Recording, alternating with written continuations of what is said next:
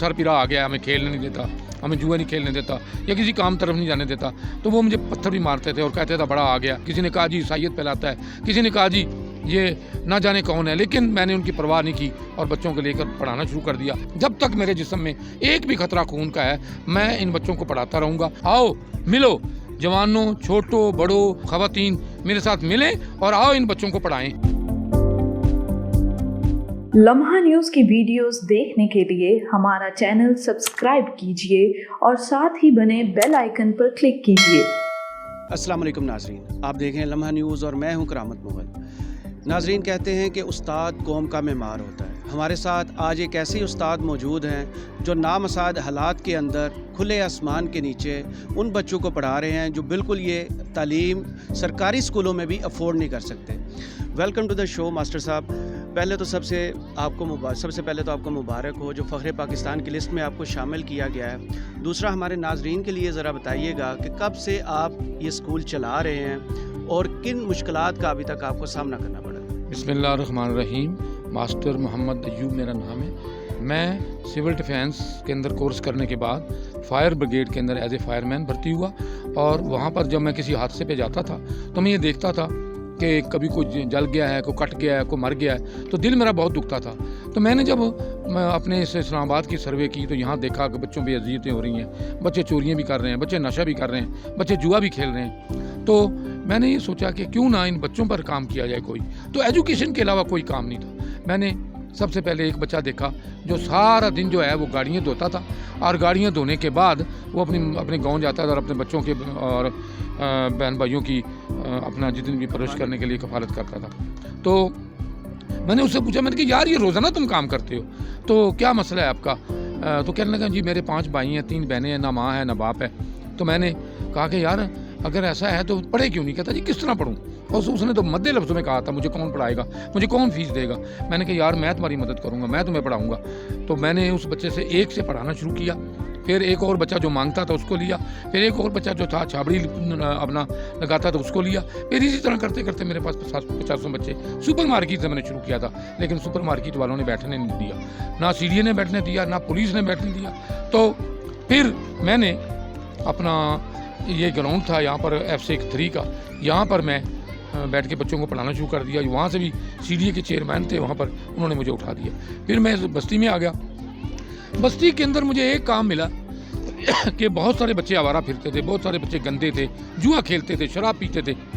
उनको लिया, उनसे मार भी मैंने बड़ी खाई है। उन्होंने कहा जी सर पिरा आ गया, हमें खेलने नहीं देता, हमें जुआ नहीं खेलने देता या किसी काम तरफ नहीं जाने देता, तो वो मुझे पत्थर भी मारते थे और कहते थे बड़ा आ गया। तो फिर लोगों ने भी मुझे कहा कि आप तो कोई मुझे लगता है जासूस हैं। किसी ने कहा जी ईसाइयत फैलाता है, किसी ने कहा जी ये ना जाने कौन है, लेकिन मैंने उनकी परवाह नहीं की और बच्चों को लेकर पढ़ाना शुरू कर दिया। इस ग्राउंड में आ गया। ये ग्राउंड बड़ा गंदा था, ये मैंने अपने हाथों से साफ़ किया, और साफ़ करने के बाद मैंने बच्चों को पढ़ाना शुरू किया। आस्ता आस्ता मेरी तादाद बढ़ती गई। तो मैंने जो 9वीं 10वीं की बच्चियाँ थीं उनको साथ अपने ले लिया, और लेकर 9वीं 10वीं तक मैंने क्लासें ली, पहली से लेकर 10वीं तक। और बच्चे वो मेरे पास जो पढ़ते थे वही मेरी मदद भी करते थे। 1-2 और वर्कर मेरे साथ मिल गए और हमने ये काम शुरू किया, और 3 शिफ्टों में पढ़ा रहा हूँ, जबकि कोरोना भी है। पहली शिफ्ट जो है वो मैं लेता हूँ सुबह 9 से लेकर 11 बजे तक। दूसरी शिफ्ट आती है मेरे पास 1 से लेकर 2 बजे तक। ये तीसरी शिफ्ट है जो 3 से लेकर 6 बजे तक आती है, बगैर किसी के कोई फीस नहीं, कोई लेना देना नहीं। अल्लाह के फजल करम से इन बच्चों को मैं पढ़ा रहा हूँ, और इंशाअल्लाह तैयार किया हुआ है मैंने, जब तक मेरे जिस्म में एक भी खतरा खून का है मैं इन बच्चों को पढ़ाता रहूँगा।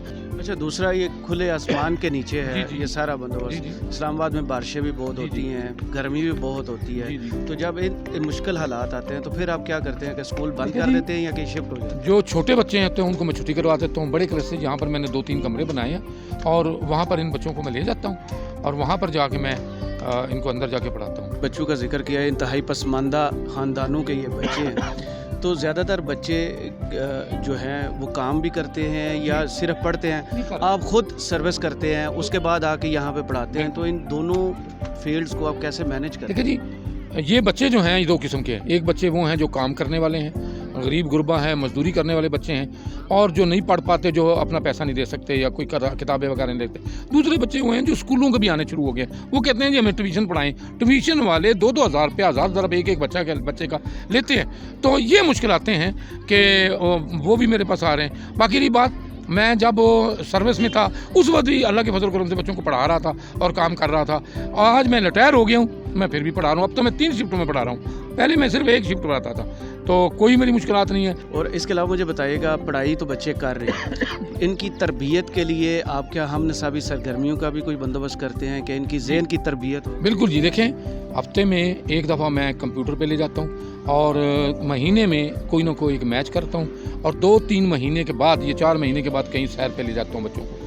और कहीं ना कहीं को छोटे बच्चों को ये यहाँ पे पार्क में ले जाता हूँ या यहाँ पर कोई ऐसा प्रोग्राम कर लेते हैं खाने पीने का, खेल कूद का या फुटबॉल का या क्रिकेट का, ये चलता रहता है और करता हूँ। अभी जब हम आए हैं तो बच्चों को आपने असाइनमेंट दी थी, गमलों के अंदर कोई असाइनमेंट कर जी रहे हैं, तो बिल्कुल, असाइनमेंट क्या ये भी थी? सिखाया जा रहा है कि पौधा जो है वो कैसे लगाया जाता है, कैसे वो फलता फूलता है और कहाँ रखा जाता है, पानी कैसे दिया जाता है, गोडी कैसे की जाती है, ताकि ये घरों में जाके अगर गमले रखें, उन गमलों के अंदर गोडी भी करें, उनके अंदर जो गंदे थोड़े होते हैं उनको भी निकाला जाए और उसी तरह उसकी परवरिश करें जैसे एक इंसान अपनी परवरिश करता है। इंटरव्यू के आखिर में मेरा आपसे सवाल है कि आप क्या मैसेज देना चाहेंगे उन लोगों को जो सिर्फ वसाइल की कमी का शिकवा करते हैं, कोशिश नहीं करते? मैं अपने पाकिस्तान भाइयों को यही पैगाम दूंगा, आओ मिलो, जवानों, छोटों, बड़ों, ख़वातीन मेरे साथ मिलें और आओ इन बच्चों को पढ़ाएं।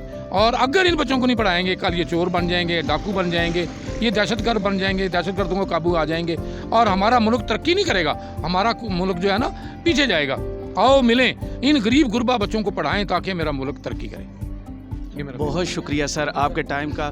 तो नाजरीन, आपने देखा कि जिनके पास हुनर है, वसाइल का शिकवा नहीं करते, वो अपनी कोशिश करते हैं और खुद अपनी कामयाबियां जो हैं वो अपने हाथों से लिखते हैं। आज के इंटरव्यू से मुझे इजाज़त दीजिए और देखते रहिए लम्हा न्यूज़।